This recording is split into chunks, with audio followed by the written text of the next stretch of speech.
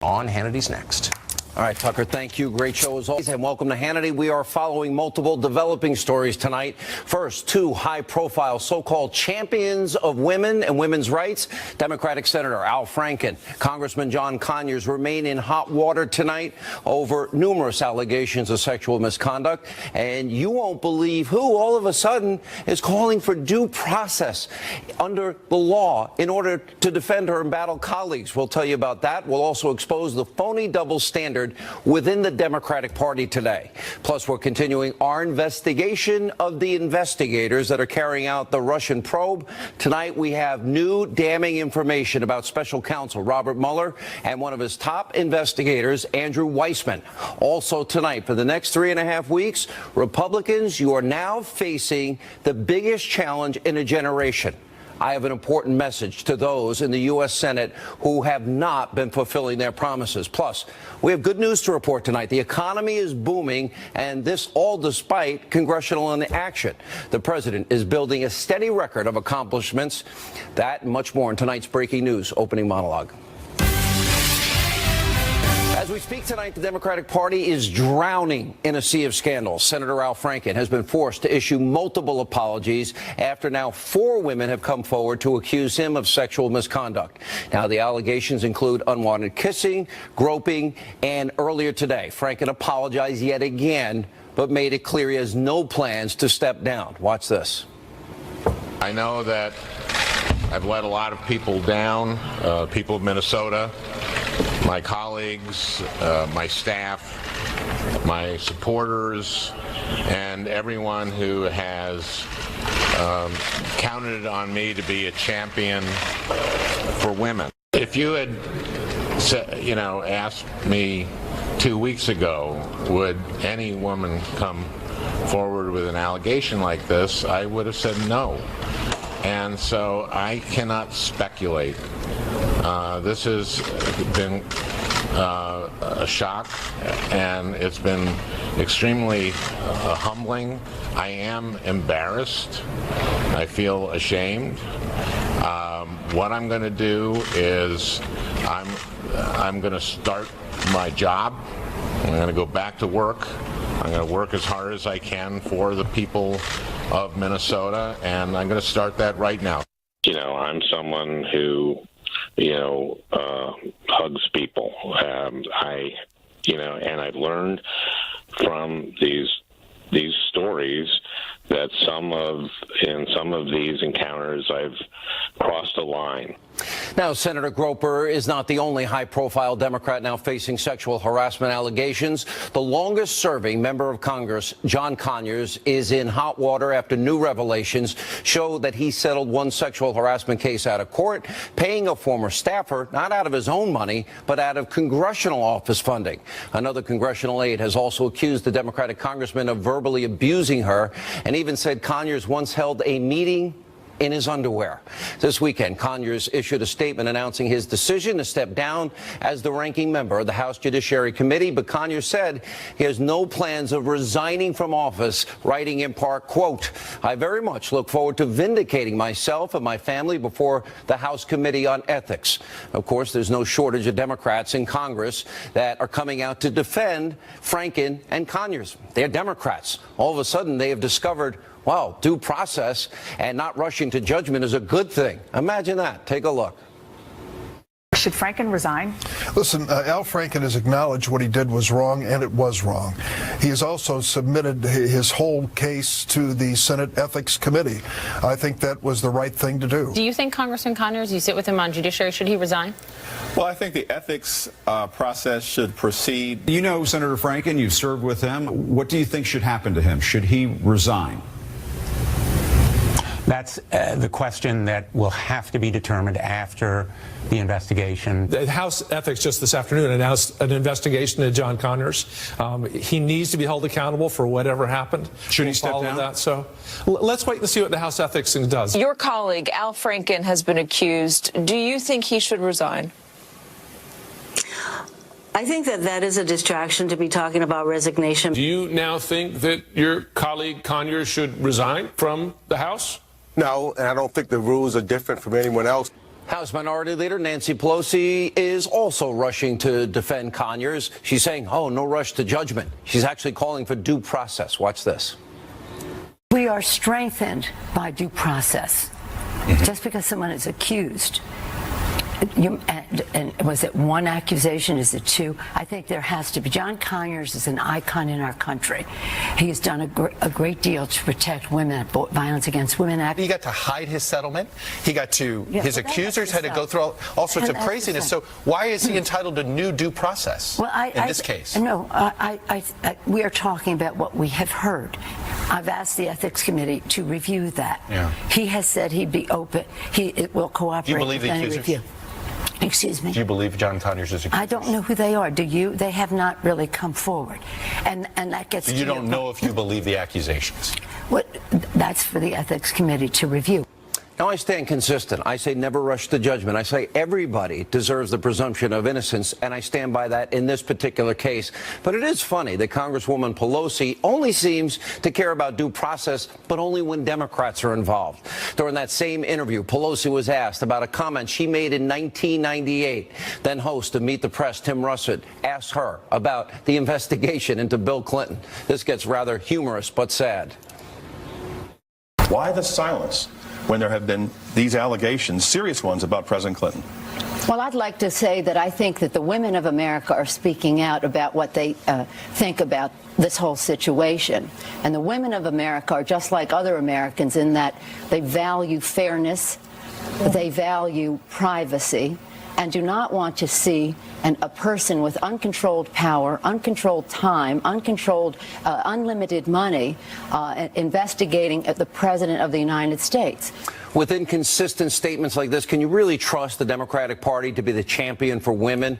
Or are they just playing politics with the topic? Can the Democratic Party really stand for women when it protected the Clintons for 30 years, who took millions and millions of dollars from countries with the most atrocious women's rights records? And can the Democratic Party really stand for women when it supports a person for president who we all know actively tried to silence all of her husband's sexual assault accusers? And by the way, even on Meet the Press, they called Bill Clinton a predator, being accused of predatory behavior.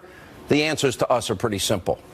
Now, we turn our attention to another top story tonight. The lawyers for former National Security Advisor Michael Flynn are reportedly meeting with members of Robert Mueller's team, a sign that a deal could in fact be in the works. Tonight, once again, we are investigating the investigators behind this Russia collusion probe, including the special counsel himself, Robert Mueller, and one of his top prosecutors, Andrew Weissmann. The LA Times this weekend out with a brand new profile on Mueller, highlighting many of his serious flaws. Now, according to the article, quote, Mueller has a record that shows a man of fallible judgment who can be slow to alter his chosen course. Now, the article goes on to criticize his handling of the 2001 anthrax case while Mueller was serving as the director of the FBI. The report reads, quote, his tenacious yet linear approach to evaluating evidence led him to fumble the biggest U.S. terrorism investigation since 9/11. Now, of course, this is the very same Robert Mueller who stood by and did nothing when he was the director of the FBI, while the controversial sale of Uranium One was being approved by Hillary Clinton, Eric Holders, and others in 2010. Now, keep in mind, in 2009, the FBI had evidence of Russian bribery linked to Uranium One.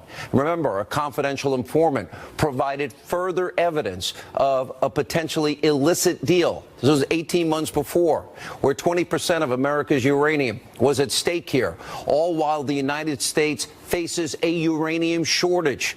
So why didn't Robert Mueller stop that horrible deal?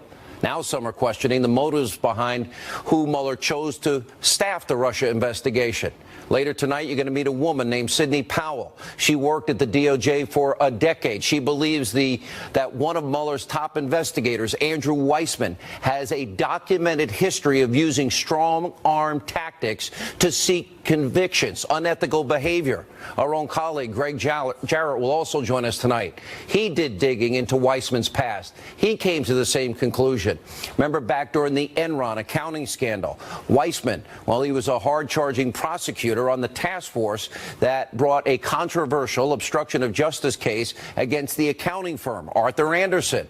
That eventually put that company out of business. It cost tens of thousands of people their jobs, and it was all for nothing because in 2005, the U.S. Supreme Court overturned the obstruction of justice conviction in a 9-0 unanimous ruling. But that's not the only example of Weissman's aggressive tactics, resulting in a case being overturned. The conviction of a business transaction between Enron and Merrill Lynch, it sent people to jail, was also reversed by the 5th U.S. Circuit Court of Appeals. Now, critics have also accused Weissman of intimidating witnesses, creating crimes that don't even exist, and in one case in particular, withholding evidence that was exculpatory, that would have helped the defendant.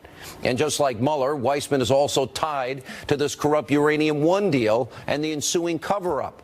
Weissman ran the DOJ's fraud section during the Russian bribery scheme.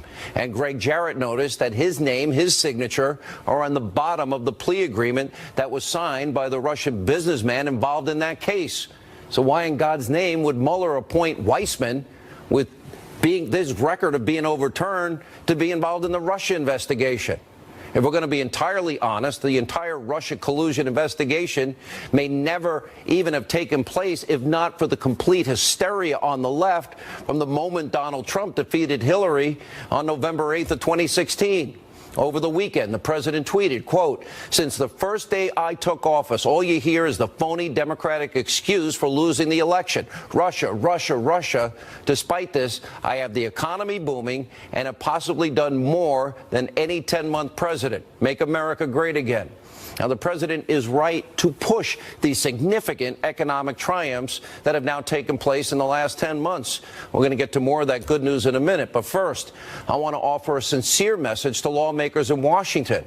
Despite setbacks, the House of Representatives, well, they have actually gotten some work done fighting for the president's agenda. They got the repeal and replace of Obamacare. They got the tax cut. They got 413 other bills and joint resolutions passed. But for the next 3.5 weeks, all eyes will be on the ineffective U.S. Senate, where we've seen a much different story unfolding. Now, of President Trump's 515 nominations, civilian nominations, only 249 have yet to be approved in almost a year. And of course, we all remember the Senate's failure to repeal Obamacare. And now a tax reform vote is looming. But its fate is totally uncertain tonight. And like many other pieces of crucial legislation pushed by the Trump White House, well, you have several Republican senators standing in its way. So tonight we asked John McCain and Lisa Murkowski, Bob Corker, Jeff Flake, the snowflake, and others who might be planning to kill the tax cut bill. I have a message for you. Voters did not put you in office to do nothing and vote no on everything. The American people put you in office to solve difficult problems and get the job done. So you don't like something in the tax bill? Fix it. And I don't love everything in this bill either, but over the next 3.5 weeks, all of America's watching. They expect a tax reform bill, one that lowers the corporate rate, brings back money and jobs from overseas, that gives a middle-class tax cut, repatriation money, also the millions of energy jobs that will be created. Because remember, with these cuts, well, that makes the opening of factories in the U.S. possible. A tax reform bill that's going to spur economic growth, hopefully for decades to come. No, the bill's not perfect, but earlier today, Senator Rand Paul announced he will support the Senate's tax reform legislation. Like him, I wish it went further. It's time for other lawmakers to join him. There's too much at stake. Do you even care about the forgotten men and women in this country, people in poverty, on food stamps, out of work? Now, despite the Senate's inability to pass laws and approve the president's picks, well, the president, he's working at the speed of Trump and has for the last 10 months to get things done. And, of course, members of the lazy Destroy Trump media aren't interested in doing their job, so we'll continue to do it for them. Take a look at that screen right there. Here are just some of the president's accomplishments. Now, there are so many, it would take us way too long to read them all. On top of the president's accomplishments since he took office in January, look at the economic numbers. Things are booming. According to the latest numbers available, in October, 261,000 jobs created. Unemployment, a 17-year low. Consumer confidence, a 17-year high. Median existing home price for all housing types in October 27. People's biggest investment, well, that's up 8.7% from January of 2017. Stock market, again, all-time high. And more people are in the workforce than ever. And on the campaign trail, President Trump promised to make our economy great. Well, so far, that's exactly what he's doing. That's why the Senate needs to get off their backsides and pass this tax reform package. It's vital. Take a look at the president pushing this tax cut earlier today. I think the tax bill is going very well. We had a meeting on it today. It's going to be a tremendous tax cut, the biggest in the history of our country. You'll have to pay a lot less tax. That's okay. But we're going to have a tremendous, I think we're going to have great receptivity. But if we win, I think we'll probably have a bipartisan bill, meaning a number of people are going to come over. But I'm not so interested in that. We're really interested just in getting it passed. Again, it will be the biggest tax reduction in the history of our country. It'll bring jobs. It'll bring a lot of income coming into the country, buying product, etc. And I think it's doing very well. Joining us now, author of the best-selling book, Vengeance, former Speaker of the House, Fox News contributor Newt Gingrich. Mr. Speaker, good to see you. Well, it's good to see you. Look, and go ahead. I think the president has a lot to crow about. That was pretty impressive. Think about how close he is to getting the tax cuts that will lead to, I think, a generation of economic boom. By the way, I use Ricola, and if it really gets bad, you need strong anti-inflammatories to get the vocal cords working. I use my voice. I'll try and talk more in your favor. But, you know, look at the statistics I just read off. That's significant economic growth. Major corporations now promising billions in investment. Factories saved from moving to Mexico because the president's involved by himself. Burdensome regulation, energy independence. The House, look, they're not perfect. Wasn't exactly happy with repeal and replace. The Senate's getting nothing done, Mr. Speaker. They haven't even confirmed half of the president's nominees. Well, let's see how the next couple of weeks work out. I think you got, first of all, if they can get the tax bill through the Senate, that is a huge victory and erases a lot of problems. Second, I think they're going to get between 100 and 150 appointees approved between now and Christmas. That'll move judgeships, ambassadors, other jobs at a pretty fast pace up until they leave on Christmas Eve. So I think it'll be a different appearance. Will they get this bill done? Outside the U.S. Do you think the Senate's going to get this tax bill done? Yes. I think they will. Why? I think,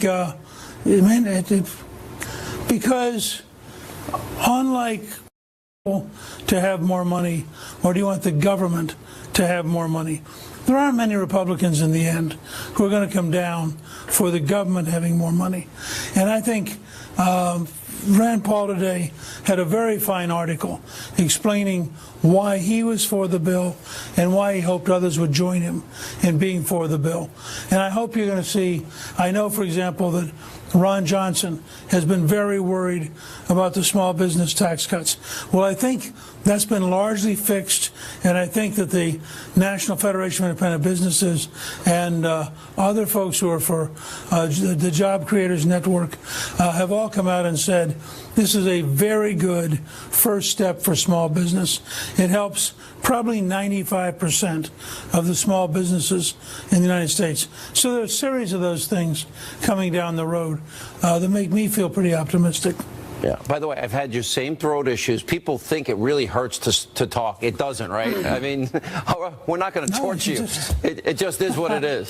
The vocal cords get inflamed, and they just need to calm down, is all it is. But it doesn't hurt. I speak from experience. It just makes us think it hurts. Yeah. I like the middle class tax cuts as necessary. The corporate tax cuts will make us so competitive. Repatriation, there may be as much as $4 trillion that comes flowing back in short order to the United States. The steps the president's taken on energy independence will create millions of high-paying career jobs. I worry about one thing with the Republican Party. Help me out. And that is, it seems Reagan dropped the top marginal rates from 70 to 28% in his presidency. We doubled revenues to the government, 21 million new jobs, longest period of peacetime economic growth up to that point in history. What I worry about is, out of fear that of the class warfare rhetoric of the Democrats, that's why we're not cutting taxes across the board. In other words, top 20% pay 90-some-odd% of the tax bill, the income tax bill. It seems cutting their taxes would be smart, too, for everybody and would work like it worked for Kennedy and Reagan. Your thoughts? Well, it would work, but remember, if you cut the corporate rate down to 20%, virtually everybody who's successful is going to be better off because they own the stock, they own the investments. So this is not exactly anti-success. I think the key here is, can you package a bill where you make it very hard to vote no? And that's the whole game here, making it hard to vote no. And I think they didn't want to give the New York Times, the Washington Post, Nancy Pelosi and those folks an easy club to beat them with. I think it probably was the right decision. I can make a good argument. I voted for the Reagan tax cuts. I can make a good argument for cutting everybody's taxes. But the truth is, if this economy booms, everybody who's successful is going to be a lot better off just because they're going to be part of a huge rising tide of economic opportunity. Let me ask you about Franken Conyers. I played that Russert clip from Meet the Press with Nancy Pelosi, and now she's calling for due process, but only because it's a Democrat. I actually believe in not rushing to judgment on anybody, especially people that deny charges. So, and that goes for John Conyers or anybody else, and I believe in the presumption of innocence. I believe it strongly. I think everybody should. And it's proven me right with Richard Jewell and Duke LaCrosse and in Ferguson, and with Trump having the possibility of winning, or Baltimore, where the media's gotten it wrong so many times. And my question is here, you see selective moral outrage, and then the issue of defending the Clintons for 30 years comes into play. Just want to get your reaction to all of that and what you think of this double standard. Look, we'll look back someday and realize we were the generation that had to put up with the Clintons for our entire life. That may be ending. This may all be coming to a head, and it's conceivable that a year or two from now they will have disappeared, and finally we'll be free at last. Yeah. All right, Mr. Speaker. I like Ricola. If you need my doctor who helps in these moments, I'll give you it offline. I don't want to be encouraging the use of medicines because I'm not a doctor and I'm not going to play one on TV. We hope you feel better. And I would have talked less had you seemed to feel better. Thanks for being with us, Speaker Gingrich. And up next, we're just getting things started. Monica Crowley, Tammy Bruce, they are here to react to the Democratic Party's sexual harassment problems that are getting worse tonight. Later, we'll talk to a former federal prosecutor who's warning Robert Mueller, Andrew Weissman, and their investigation is dangerous and an outrageous abuse of power. That and the term Pocahontas, we'll explain straight ahead.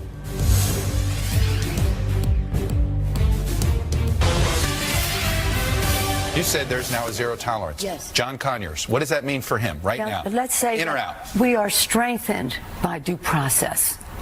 Just because someone is accused, and was it one accusation? Is it two? I think there has to be. John Conyers is an icon in our country. He has done a great deal to protect women, Violence Against Women Act, which the right wing is now quoting me as praising him for his work on that, and he did great work on that. But the fact is, as John reviews his case, which he knows, which I don't, I believe he will do. I believe that he will. How is it that excuse me, may I finish my sentence? Sure. That he will do the right thing. House Minority Leader Nancy Pelosi calling Congressman John Conyers an icon, saying we can't rush to judgment. We need due process amid the sexual harassment allegations. Here with reaction is nationally syndicated radio talk show host, Fox News contributor Tammy Bruce, conservative columnist Monica Crowley, back with us. Let's start about the 30 years of defending the Clintons. Then I didn't hear many Democrats talk. I don't hear them ever talk about due process, not rushing to judgment if it's a Republican. It's pretty transparent now, but it's serious because I say to not rush to judgment on anybody, and that includes John Conyers, who I don't agree on anything with. So the gravitational pull of partisan politics we know is incredibly powerful, Sean. But here's what makes Mrs. Pelosi's comments so fascinating and also so hypocritical. Because over the last couple of weeks, we've seen a lot of high-profile leftists, people on the left, now saying, well, we need a retrospective on the Clinton crimes against women, the rape allegations, the allegations of sexual assault and sexual harassment. There needs to be a reckoning. Some have even said Bill Clinton should have resigned 25 years ago, wait, right? They could say it now, but wait a minute. The Clintons have no power. But that's right. But that's what makes her words meaningless. Because if the left really meant what they've been saying over the last 2 to 3 weeks about Bill Clinton, then they should be applying an even standard across the board. And what you just saw with Mrs. Pelosi is, well, okay, the Clintons are no longer helpful to us, so we're going to pass judgment on him now that it's too late.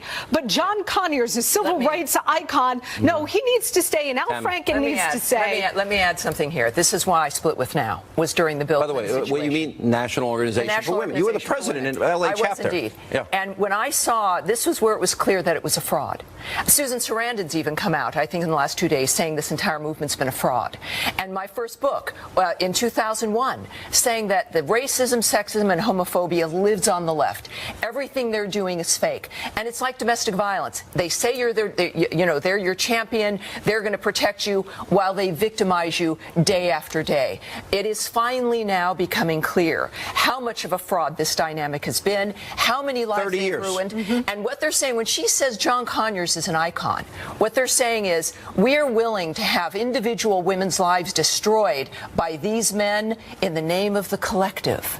And if anybody, of feminists of all people, should be appalled, liberal women should be appalled, realizing that they've been conned for 2 generations at this point. It's too serious, and I said this in the Moore case. The charges were too serious, that people deserve answers. And eventually it's going to be the people that decide, which, by the way, rightly so, not commentators, not these fake news people. Let me tell you how bad it's gotten in this case. This was in the Huffington Post. I want to put it up on the screen, and you can read this. Leanne, meaning Leanne Tweeden, was never raped. She was never assaulted. She was never the victim of sexual violence or harassment. She was a willing and active participant in a comedy show that involved sexualized behaviors, and she consented to participate. She didn't consent to that picture. She was asleep, and that's called evidence. That's irrefutable, incontrovertible evidence. Let me put up another piece. There was a tweet, so-called feminist in this case. Emily Linden is her name. You know, here's an unpopular opinion. I'm actually not at all concerned about innocent men losing their jobs over false sexual assault harassment allegations. Oh, is it your brother? Is it your father? Is it your husband? Is it somebody you care about? This country is built on individual liberty and individual rights. And what the left is all about, to Tammy's point, is about the collective. They will put their agenda and they will put the so-called good of the group ahead of the rights of the individual, right? So this is what we're seeing now across the board. And with these folks, I will say this, that if you are a woman accusing a man of the left of this kind of thing, you face an uphill battle. You face a much steeper fight because they put the group and the agenda ahead of individual rights. Part of what has made this flood happen, especially in Hollywood, is the fact that the Clintons now are effectively powerless. They were the glue holding it up. People presumed she would be elected. The silence continued. But as they realized that the people that they were believing would remain in power would not, I think then, of course, a few women said, well, wait a minute. Why are we protecting Harvey Weinstein? Why are we protecting Price at Amazon? Why are we saying nothing when, in fact, they turn around and they realize because the Hillary Clinton campaign was also false, effectively. But why Tammy, are we I got doing a this question. now? I got the crap beat out of me because I said don't rush to judgment. As it turns out, in the case of Roy Moore, when I said, okay, you have to answer these questions. Yes. Well, now we have a woman that's claims she has a yearbook. I've talked to forensic experts. They would be able to determine if the signature was his, if they can compare his writing at the time, and whether or not the ink was old or new. Yes.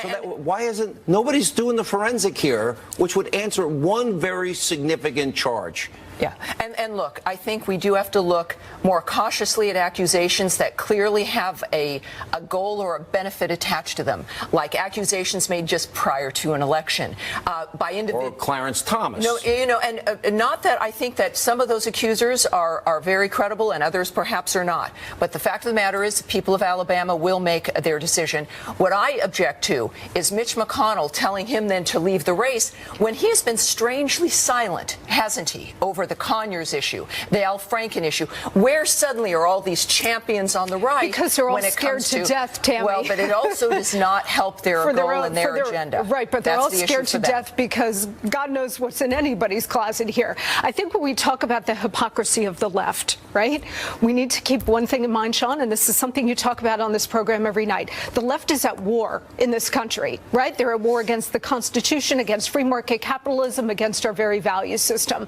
They will not let anything or anybody get in the way of winning that war. We all agree on this point. If these guys in Congress, they want to make the little settlement deals and they want to keep it confidential, they've got to use their own money.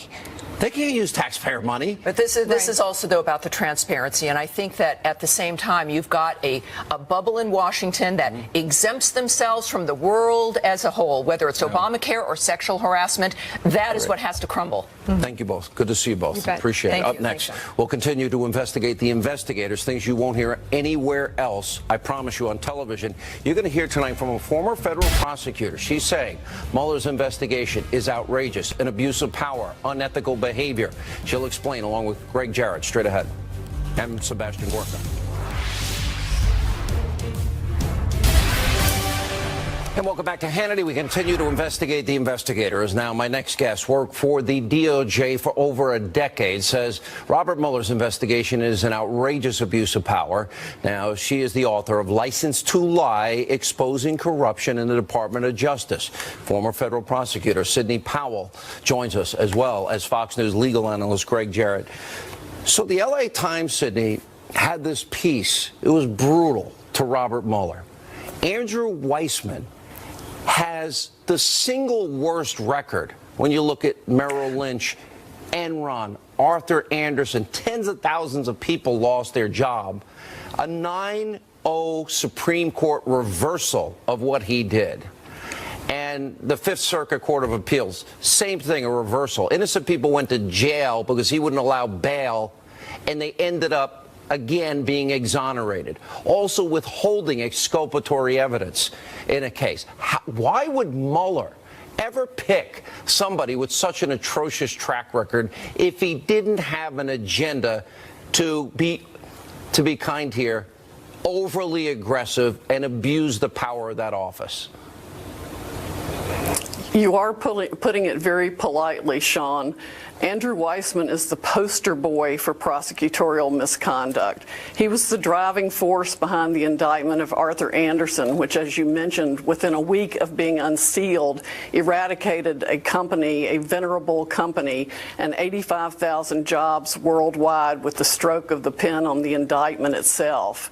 Andersen was given the death penalty, only to be reversed 9-0 by the Supreme Court 3 years later. That never happens, by the way. Not many 9-0 decisions, are there?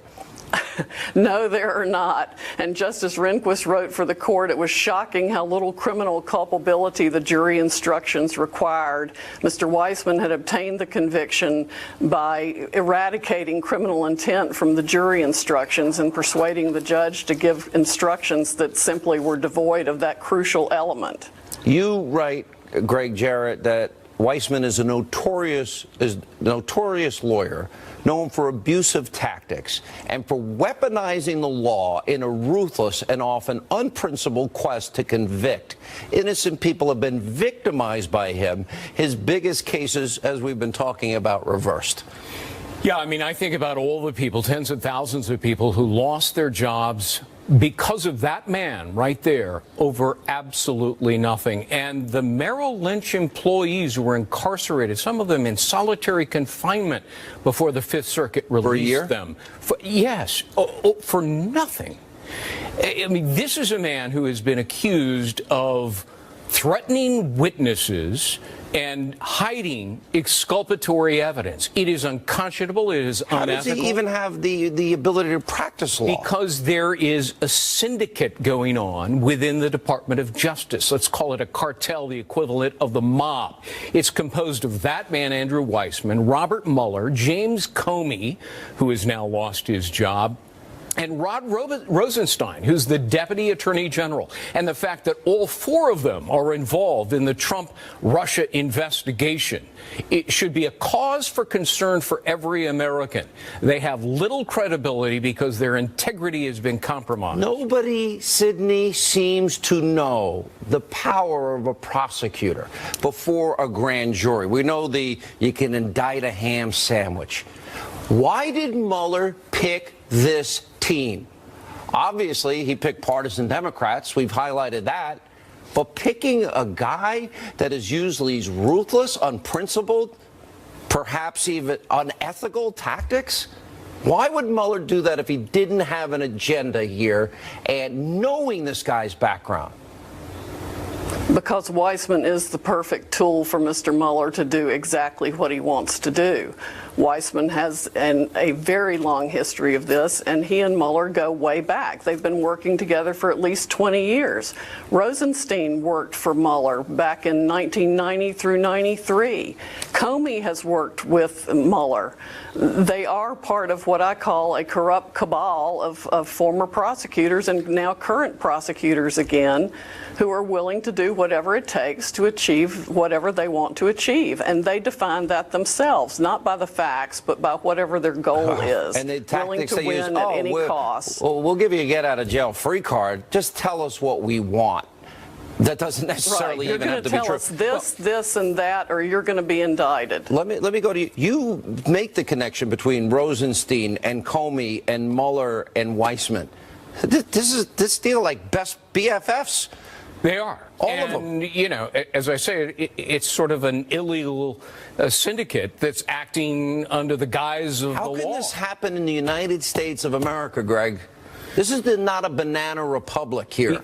Because the Department of Justice, and particularly the FBI, and Comey and Mueller were at the FBI, have turned into this renegade rogue deep state that operates under their own rules. Do you think they're the going law after, be damned? Do they really? They don't want Manafort. They don't want General Flynn.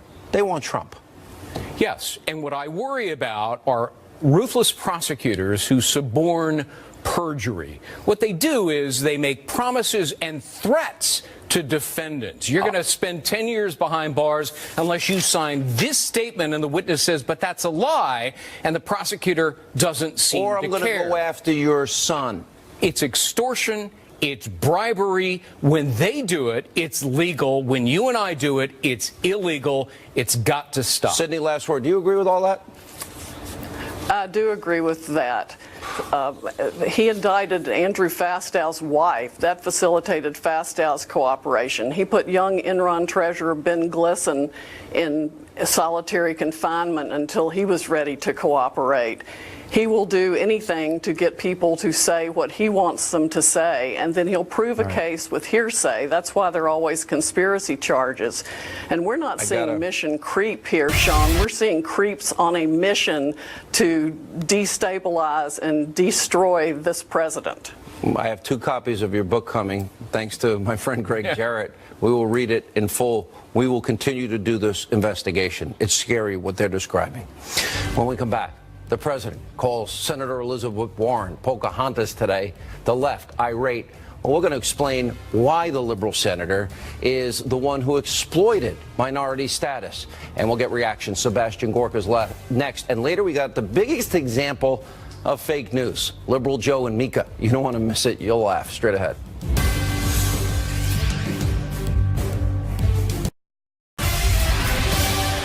And welcome back to Hannity. So the fake news destroy Trump, liberal media losing their mind yet again over something President Trump said at the White House during an event honoring Native American code talkers who served in World War II. President Trump poked fun at one of his favorite targets, Democratic Senator Elizabeth Warren, who has been proven to have lied about her Native American heritage. Here's what he said.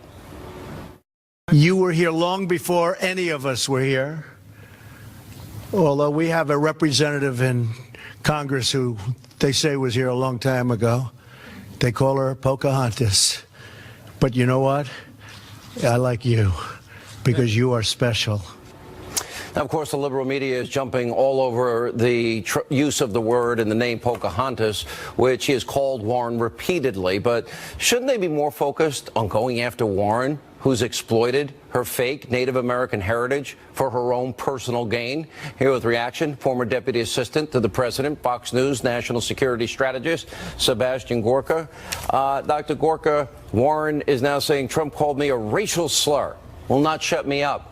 Well, there was a big investigation, and the use of minority status when it's not accurate seems to be a far bigger offense that the left will never talk about. Your reaction?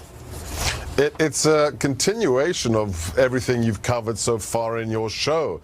There is a protected class in this country, and it's the elite of the left. They're like untouchables. If you're Conyers, if you're Al Franken, if you're Bill Clinton, you can preach that you're for women. You can preach that you're for the victim. But when you get caught red-handed, nothing happens to you. It's the same with Senator Warren. This is a woman who had a no-show job or a job where she taught one course and then picked up $400,000 from Harvard a year.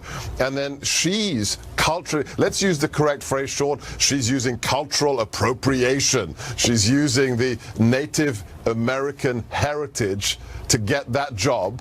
And then when the president pointed out, Dr. Gorka? No, the left couldn't prove it. They tried their best to prove it. The best we found out is that she said, well, when she was young, her family told her that she had Cherokee blood in her. No proof, zero proof. When the president points it out, then she's the one who's been abused. Wrong. You abused the American native heritage when you lied about your ethnic background, Senator Warren. And tried to take advantage of minority status that she never deserved. Right, and which Harvard then waved as a flag in 1996 when they were accused of being too white. They said, no, look, we've got this woman on our faculty and she's part Cherokee. Bogus. This is fake news. It's classic fake news, Sean. All right, what do you think? We've got all this hypocrisy going on as it relates to sexual harassment. The very same Democrats that many of whom were involved in smearing all the Clinton women, I mean smearing and defending what we now know is predatory behavior of Bill Clinton, and the outrage they show only when Republicans are accused of such things. Now they talk about due process. Now they talk about not rushing to judgment. Right. I'm consistent. I think that should be the case. Take everything seriously. They're too serious. Charges are serious. But people do still deserve the presumption of innocence, and that's even John Conyers. But they politicize this. Your thoughts? Look, that's the American way. We have to be a nation of law and order, of rule of law, even for the elites. As my good friend... Not trial by media. Not trial by media, and not false accusations that are just built upon and built upon. Look, Sean, it's very simple. As my good friend Chris Plant, who has the morning radio show here in D.C., says all the time, if the left didn't have double standards, they wouldn't have any standards at all. That's the bottom line. It's flexible. It's made of rubber. Oh, and if you're one of us, if you're Hillary, if you're Bill, if you're Connors, if you're Franken, don't worry. When you get caught, we'll cover for you. What should happen in those cases cases. In the Franken case, you have evidence and you have an admission, although not on everything. In Conyers' case, he says no. In Moore's case, he says didn't happen. Well, ideally, the elite should police itself. They should say, no, you have to leave. You must show that you have moral fiber, and you must resign, or you must be sacked from your positions. If there's a legal case to be made, if there's actual sexual assault, that should be investigated to the end of the trail. Agreed. Whether they're Republicans or whether they're Democrats. Agreed. I don't think it's hard to find. All right. As the Senate and this tax bill, we have 30 seconds. Yeah. Is it going to pass, and do you have any faith it will pass? I give it a 50-50 shot. If they don't realize, if the GOP establishment doesn't realize that their necks are on the line if this doesn't pass, then more fool them. More fool them. All right, Sebastian Gorka, always good to see you. Thank you for being with us. All right, it's like one of the biggest examples of fake news. You can't make this stuff up. We're going to show you how liberal Joe and Mika on Conspiracy TV MSNBC straight up lied to their viewers. That's next.